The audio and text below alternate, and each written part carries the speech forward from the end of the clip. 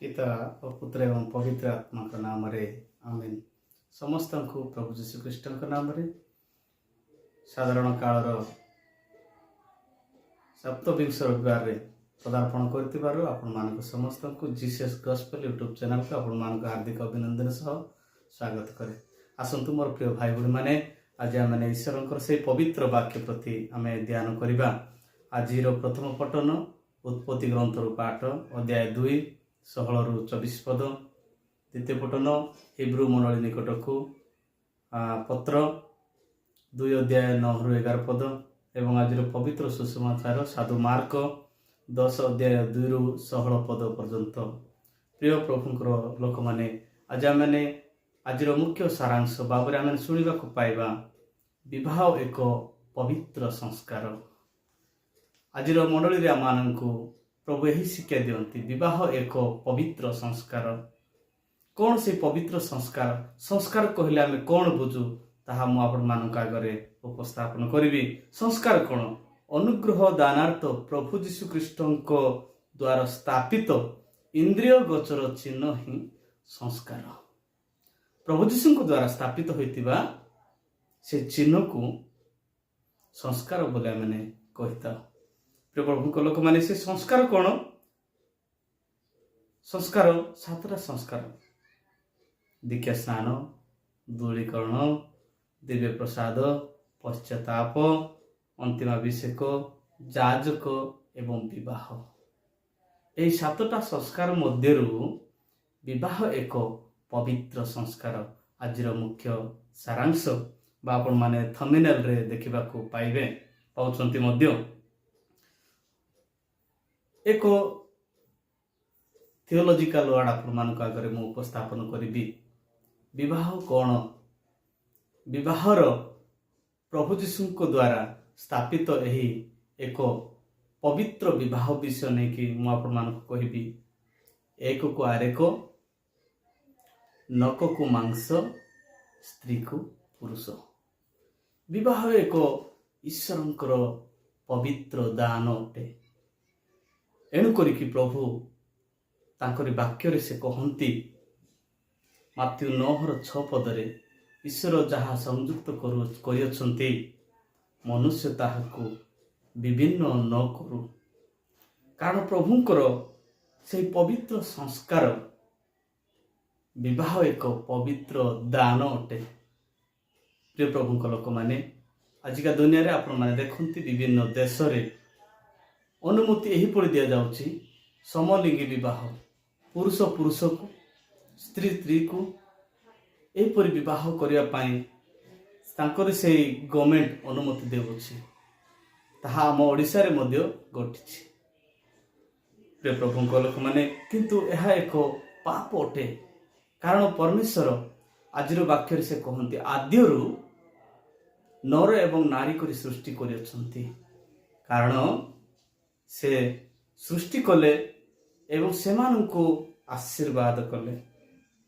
जेपरिकी प्रथम करंती 7 अध्याय 11 पदरे 10 एवं 11 पदरे एपरि कहंती विवाहित मानंको मु आज्ञा दिए मु नुहे मात्र प्रभु आज्ञा दियंती बार्या अपना स्वामी को परित्याग न करू। प्रिय प्रभु लोक माने पुरुष मध्य अपना स्त्री को परित्याग न करू बोली सेटारे प्रकाश करे। ता माने ताहा आमे नेटी अवगत होछु आजिर ए पवित्र दिन रे विवाह एक पवित्र संस्कार। कैथोलिक मंडली रे विवाह संस्कार केवल जाजक दियंती अन्य कौनसी लोक ताहा दे पारिबे नाही। कारण ईश्वरंक द्वारा अभिषेक प्राप्त होइतिबा पवित्र जाजक माने ताहा से संस्कार अनुष्ठान करती। तेणुक मोर प्रिय माने आमे समस्ते ईश्वरंकर वरदान को बजाय रखिबा। थरे विवाह हेलु किंतु आउ छाड़पत्र नाही।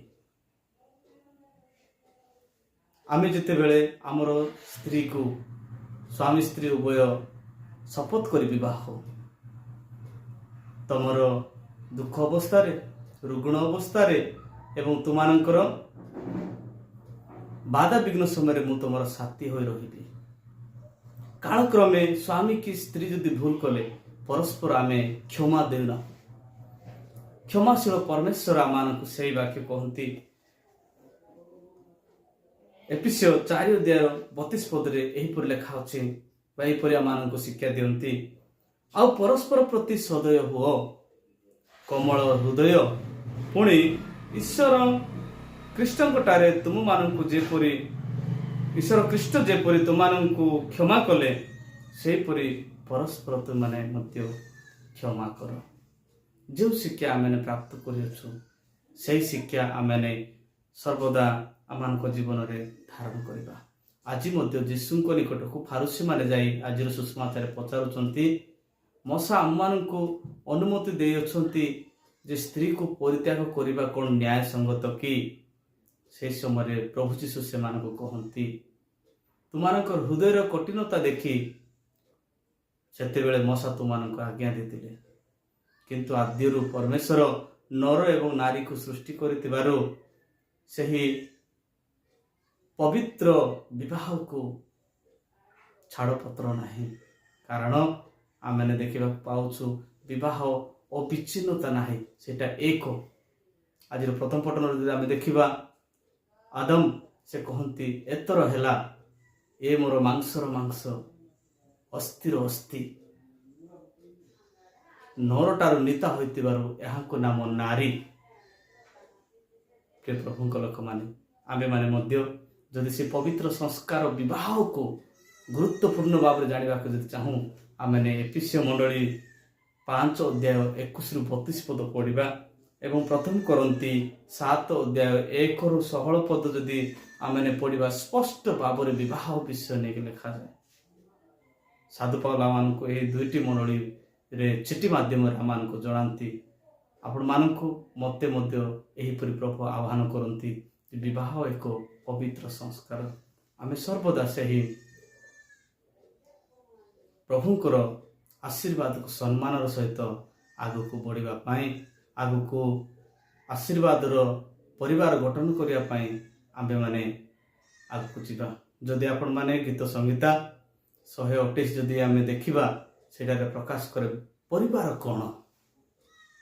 ପରିବାରର ସ୍ନେହ, ପ୍ରେମ, ପ୍ରଭୁ ଦୟାଳୁ, ତାହା ଅଟେ ବାସ୍ତବରେ ପବିତ୍ର ପରିବାର। ତାହା ହିଁ ଆମମାନଙ୍କ ପାଇଁ ପୃଥିବୀର ଏକ ସ୍ୱର୍ଗରାଜ୍ୟ। ରୋମିଓ କହନ୍ତି ଯେ ଭୋଜନ ପାନରୁ ନୁହେଁ, କିନ୍ତୁ ପରିବାରର ଶାନ୍ତି ପ୍ରେମ ଥିବା ଯୋଗୁଁ ହିଁ ସେ ପରିବାରରେ କ'ଣ ହୁଏ, ପବିତ୍ର ଏବଂ ପରିତ୍ରାଣର ଗୃହ। ଆମେମାନେ ମଧ୍ୟ ପ୍ରଭୁଙ୍କ ନିକଟକୁ ଫେରିଯିବା, ତାଙ୍କରି ଅନୁଗ୍ରହକୁ ସର୍ବଦା ମାନି ତାଙ୍କରି କାର୍ଯ୍ୟ ଆମେ କରିବା। ପ୍ରଭୁ ବାକ୍ୟ ଦେଇ ଆମ ସମସ୍ତଙ୍କୁ ଆଶୀର୍ବାଦ କରନ୍ତୁ। ପିତା, ପୁତ୍ର ଏବଂ ପବିତ୍ର ଆତ୍ମାଙ୍କ ନାମରେ ଆମେନ୍। ସମସ୍ତଙ୍କୁ ପ୍ରଭୁ ଯୀଶୁଙ୍କ ନାମରେ ଜୟ ଯୀଶୁ।